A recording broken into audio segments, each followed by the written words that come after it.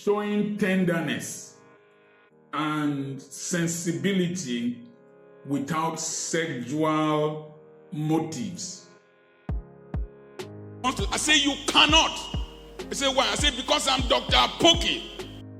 I'm your friend Dr. Charles Apoki. I remain your friend, Dr. Charles Apoki. I'm your friend Dr. Charles Apoki. I want to speak on fostering positive masculinity. This subject matter was given to me to dwell on by a multinational oil company in commemoration of the Men's Day, International Men's Day. Fostering positive masculinity. What is it what do you mean by fostering? Fostering means to encourage, to nurture, to develop, to groom, and to emphasize in order to attain a set objective. What is masculinity? Masculinity means displaying attitudes and behaviors that signify and validate maleness and involves being recognized in a particular way by other men and women. In Western societies, it includes strength, courage, independence, leadership, and assertiveness. In other societies, it will involve physical strength. Negatively, it will involve aggression and sexuality. But we are looking at positive masculinity. The idea of positive masculinity means that despite the muscular mass and android physique that men have, they are first human beings and must display positive humanity. I am first a human being, despite my mustache, my sideboards, my beards, my muscular nature, my voice. I'm first a human being. I'm created in the image and likeness of God. And I must display humanity and God-likeness.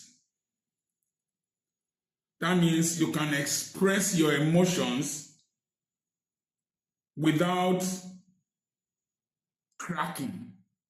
That is to say, you don't need to break down like a baby, break down emotionally like a feminine species of the human race, or compromise your integrity by when you express your emotions freely.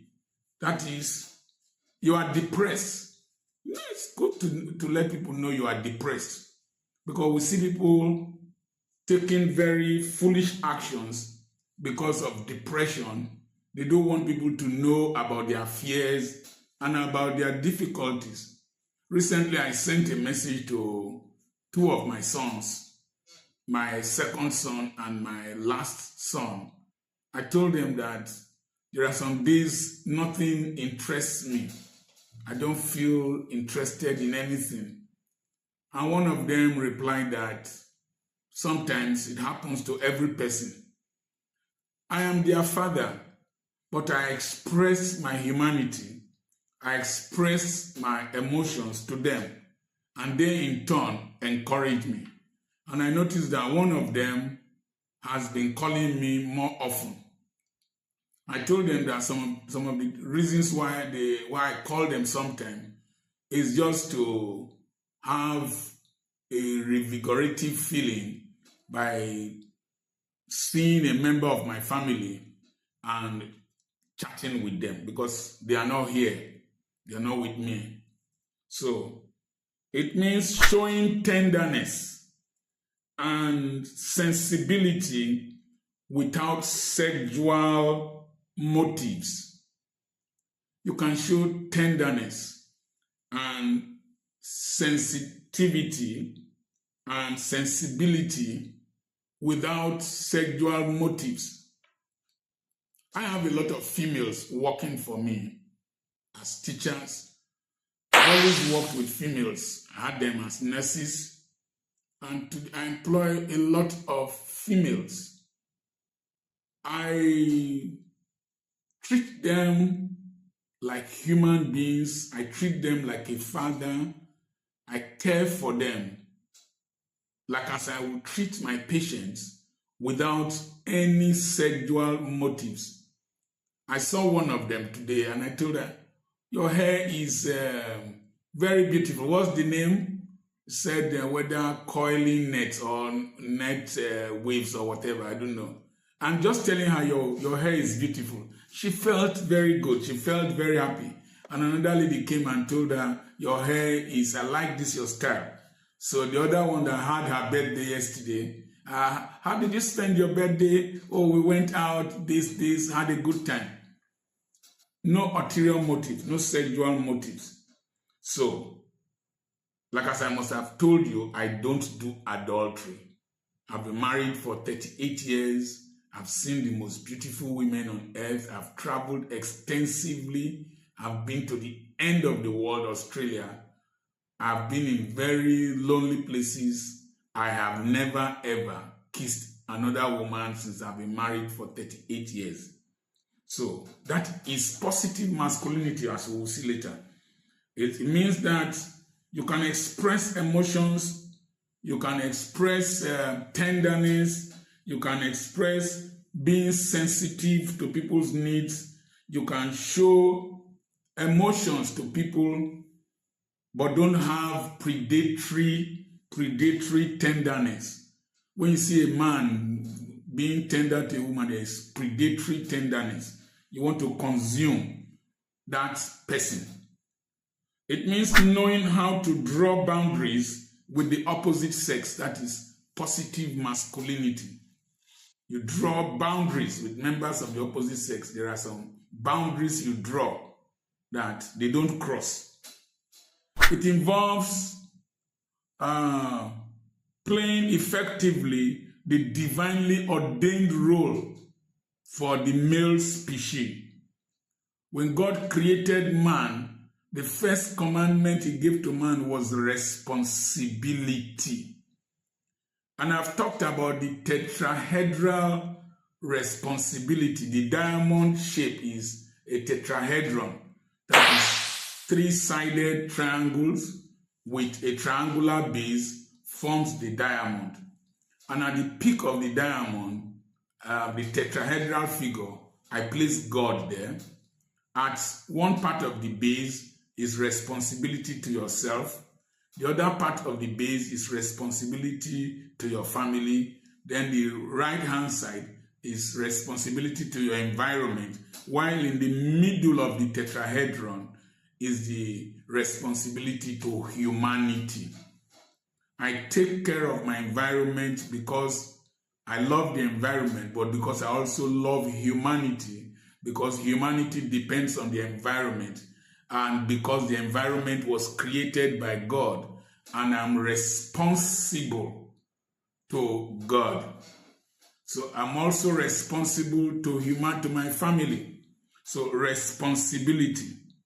So you as positive masculinity will act as, it means acting as the priest of the house. The priest had the names of the children of Israel, the tribes of Israel, on his shoulders. You carry the burden of humanity. You carry the burden of your family. Most men behave like cocks. When cocks sleep with hens, they leave the hens to incubate the eggs. They are not like doves. Doves, they take turn to incubate their eggs, and they take turn to feed the children. But cocks just sleep with a female, the hen, and fertilizes the hen. The hen will lay the eggs and incubate the eggs, hatch them, and feed them, while the cock is going all around looking for another hen to copulate with. So don't behave like a cock. Be like a dove. And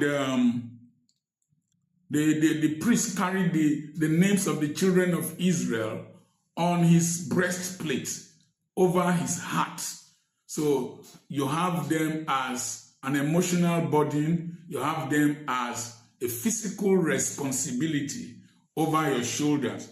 And so you also had the Urim and the Thummim that acted as oracles for consulting God's mind concerning the nation of Israel.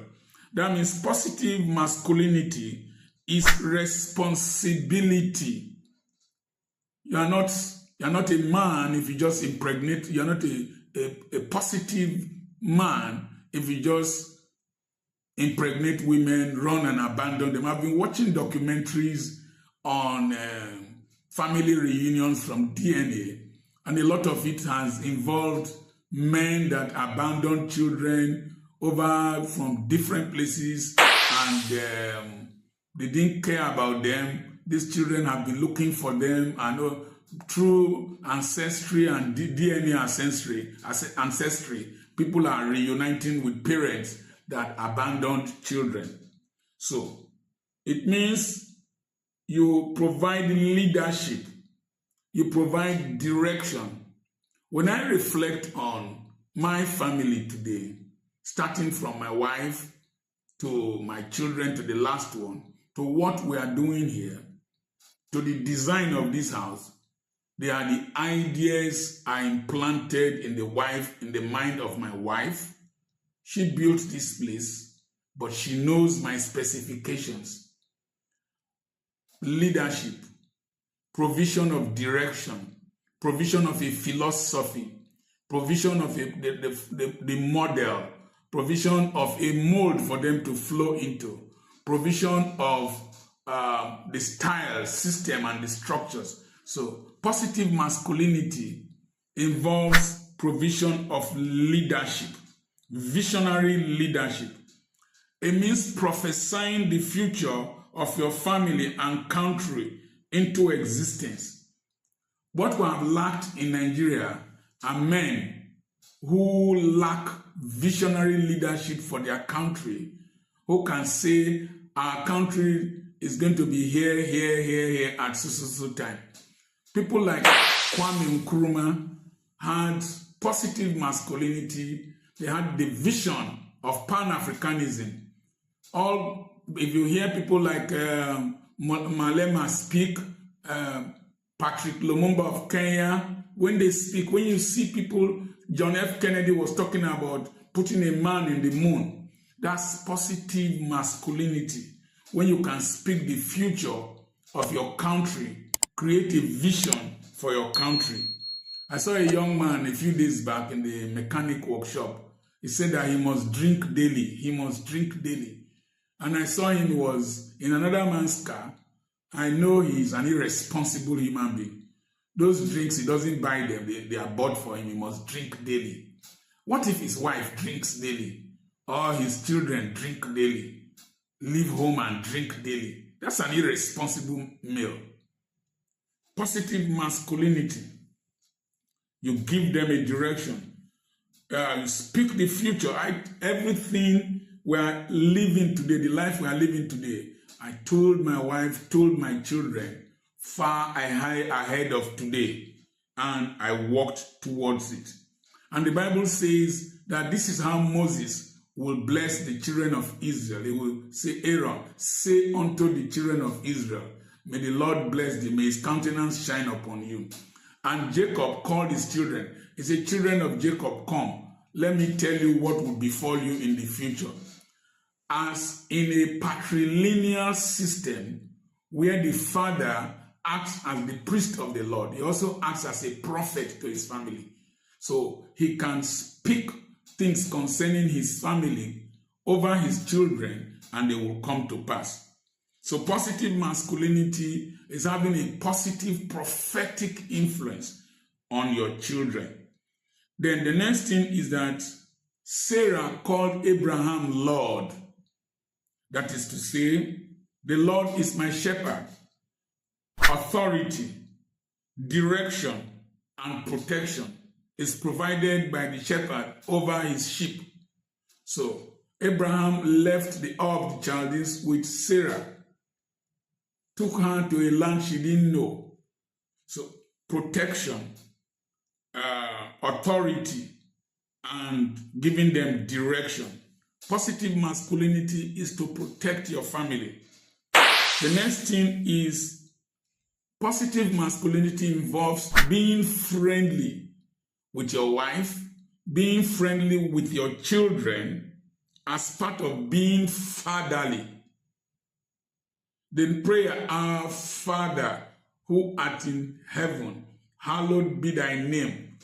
It's a reverential fear, but at the same time, there is an intimate connection. So, but you must be friendly with them. You must be fair. Don't discriminate against one child or maltreat another child. You must have fellowship with them. I used to call one of my sons. I said, come, let's go and philosophize. We'll just go, we'll start philosophizing, we'll start discussing and thinking about different principles and things that are happening. And then there is one of them, I will talk with him, he will give me his ideas. I will tell, why don't you write them down? The same thing I do with my daughter. Sometimes, I use the word sometimes. So I used to travel with her to go and preach, and I will share with her. So, fellowship, but it must involve firmness. Firmness. I'm a very firm person. My daughter once said that I'm a very hard nut to crack.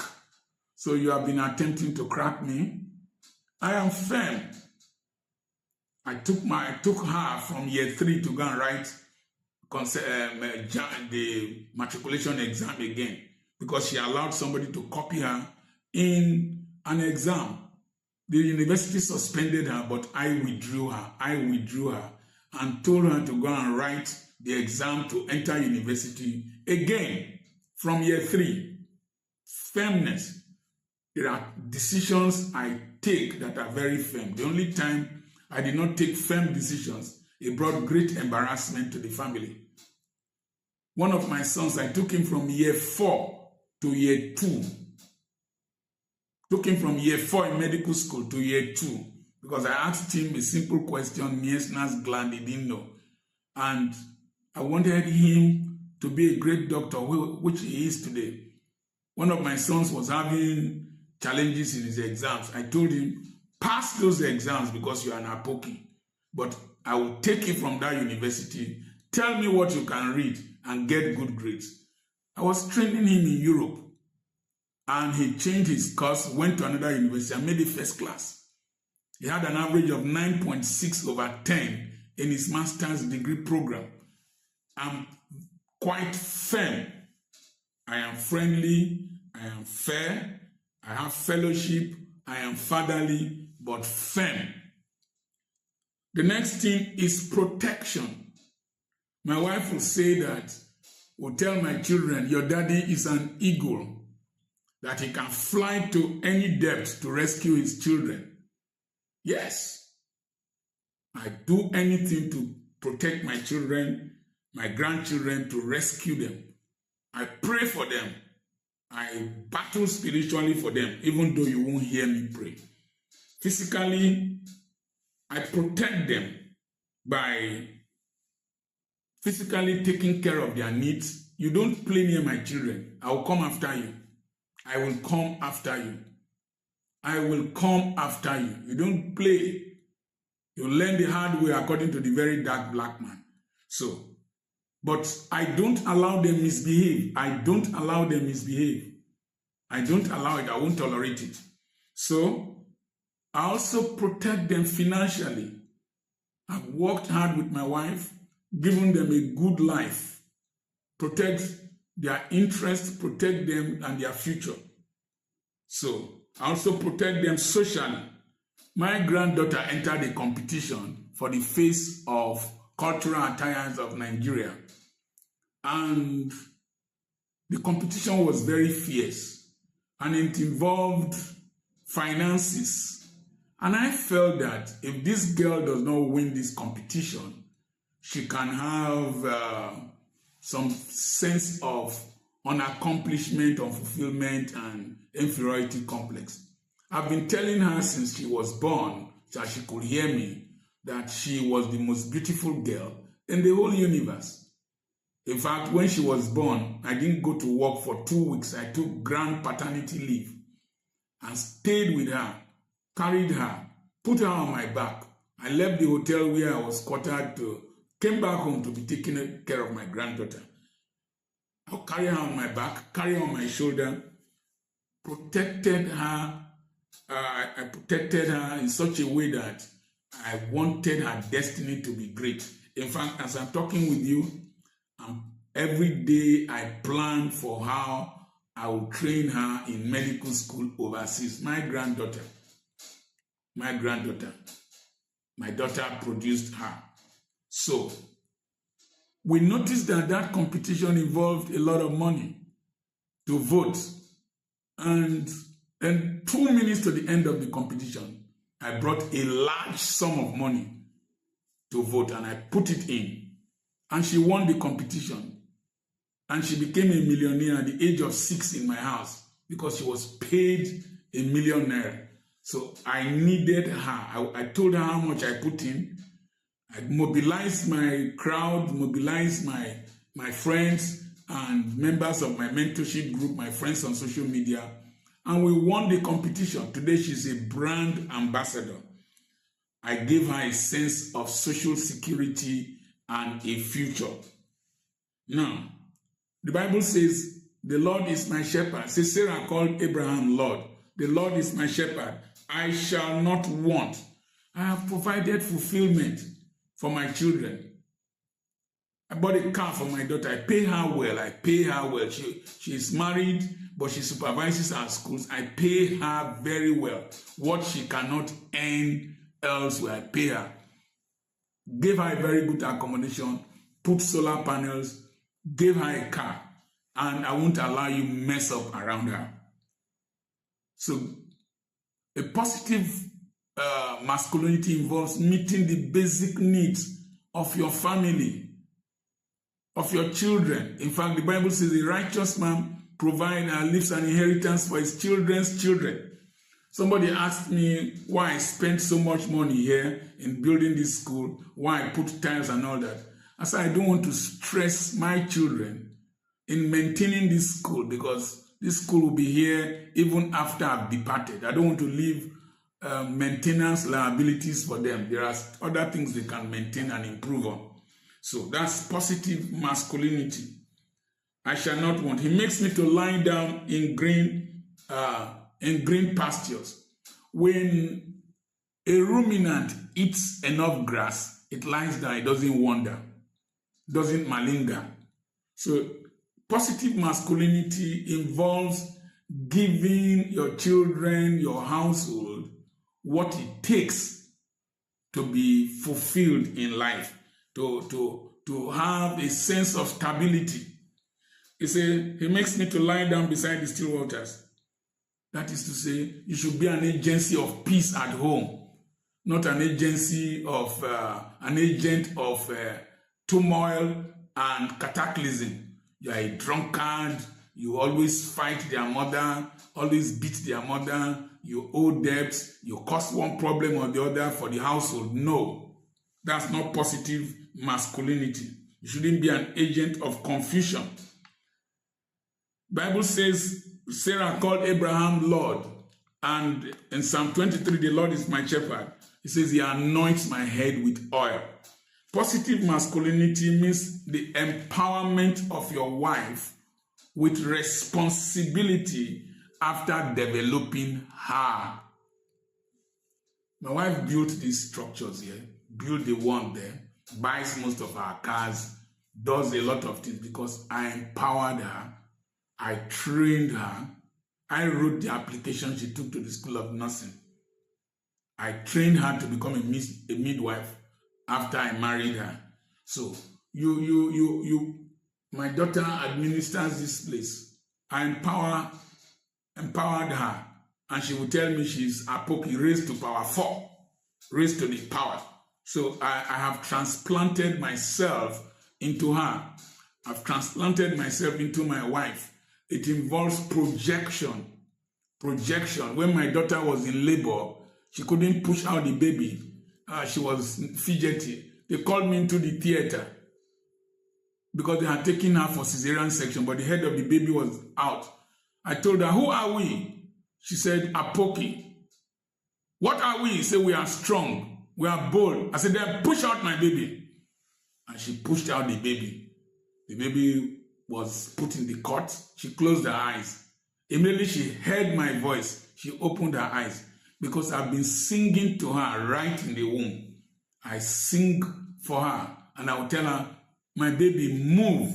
So you form a bond with your family. Said, and I will dwell in the house of the Lord forever and ever. Legacy. I see my granddaughter. It's my daughter that gave birth to her, but she's my blood. She's my seed. I see her playing a role here. Even if she gets married, like as my daughter got married, I see her playing a role here. Positive masculinity is not to discriminate against female children. It's to see them as another half of humanity that is different from us, males, but they have their own uniqueness that we need. Positive masculinity involves restraint out of self-discipline and self-respect. I was lying down with my wife and a lady called me, my old-time friend, and made a comment. And my wife heard. My wife, you're talking with another man's wife like that. I told her, I don't commit adultery, not because of you. I don't commit adultery as a result of self-respect, self-discipline, and the value I have for my person. So a positive masculinity involves self-restraint. No matter how muscular you are, you don't fight anyhow. There's a young man in Uganda, they call him Mr. Lover. He's into fitness, or they call sometimes he answers the grandson. When he goes into the market, it's huge.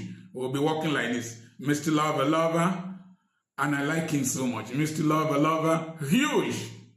He doesn't look for trouble. He says he doesn't go to clubs, he doesn't drink, he doesn't fraternize, he stays in his house. Mr. Lover, huge. He's not a brawler, even though he has musculature. Self-restraint out of self-respect and self-discipline. Remember, I said in the beginning of this lecture that positive masculinity involves independence. Listen and listen clearly.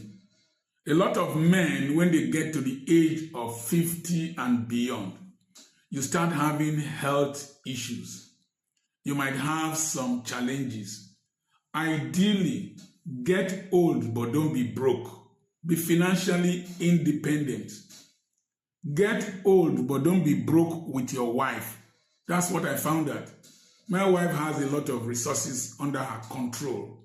But I make sure that when she demands for money, demands for anything, even though she gets more money than me, than I do, I manage my resources and manage some businesses outside the family setting so that I can still play the role of the Lord is my shepherd, I shall not want. Abraham was called Lord. I still meet her needs. She wants to do hair. I know she has the money. I'll still give her. She wants to cook. I know she has money. She hardly asks for money. I will give to her. So I play that role. But learn to consult and cooperate with people. Independence is not isolationism. That is to say, bro, I'm having an issue. When I go to pee, the urine does not come out like before. And I strain. Sometimes the urine will wet my trousers.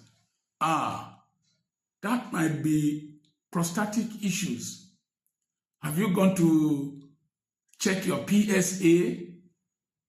Go and see a urologist. And then he sees a urologist. You might find out that he has prostate issues. I have friends, and one of them discussed, he opened up and told me, and I counseled him, put him under pressure. He did lab tests, showed me results and all that, but I put him under enormous pressure.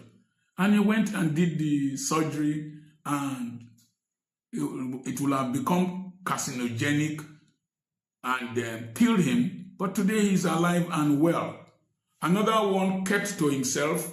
He didn't tell any person, took it very lightly. Cancer of the prostate killed him. A third one had issues of prostate, and we're discussing with him. The tendency was to feel that, I don't want to be a problem to somebody. I don't want to bother any person. Listen, if you die, the money we will contribute to bury you should be used instead to treat you while you are alive. That's what I told him. And we raised some money. He went. He has done the surgery. And he is okay. Don't let masculine pride. Men don't do this. I can't dare to do this. I won't do this. Kill you. Discuss with your friends. Share issues with them. Those of you in the same age bracket. Let them know issues you are not able to handle. Somebody might be in a better position to professionally help you, psychologically help you, spiritually help you. That is positive masculinity. A lot of men carry a lot of load in their hearts. They get depressed and they die out of depression. But a problem shared with somebody is half solved. There are challenges we have as men. You would think it's unique to you. It is not unique to you alone. Several of us, we pass through such issues. Now that those of us in the 60-70 bracket, I'm writing a book, the 60-70 bracket. Those of us in the 60-70 bracket, we have health challenges. We have mid-age crisis. We have different challenges. You feel that your physique is not like before. You will think you are the only one. When you discuss with your friend, you will find out that he's having a similar issue. You discuss about libido, you will find that they are having issues with libido. You talk about women as they age and they change. They too are having. So you share how they readjust and manage themselves, and you find out that you have a more positive approach to life. Instead of thinking of marrying a younger girl, you understand that it is the nature of women, and then you adjust, and then you reinvent your marriage. That is the way to have positive masculinity. Don't isolate yourself. Don't think you are a superstar. Don't think you are too strong. Don't think it will be a sign of weakness when you tell people, I'm passing through this. I have this challenge. There's that song, lean on me. When you are not strong, I'll be your friend. That's what positive masculinity is all about. And if you are a positive male, when somebody shares his problems and his challenges with you, the Bible says, he who thinks he is strong, take heed lest you will also fall. Don't think that that person is weak. He is just being a human being. Like as I said in the beginning of this video, first be a human being before you come and start displaying masculinity. I remain your friend, Dr. Charles Apoki. You can join my WhatsApp mentorship group by sending a message to me on +234 7052136763. And then we have properties for sale You can also send a message to +234 7052136763. Remember, I don't beg online. I don't do online banking. I don't ask for favors online. So be very careful when somebody uses my name or whatever to ask you for money. I don't do online banking. So I don't do electronic transfers and I don't get stuck. I plan very well. If I need finances, I will call you personally and you will hear my voice. I remain your friend, Dr. Charles Apoki. God bless you.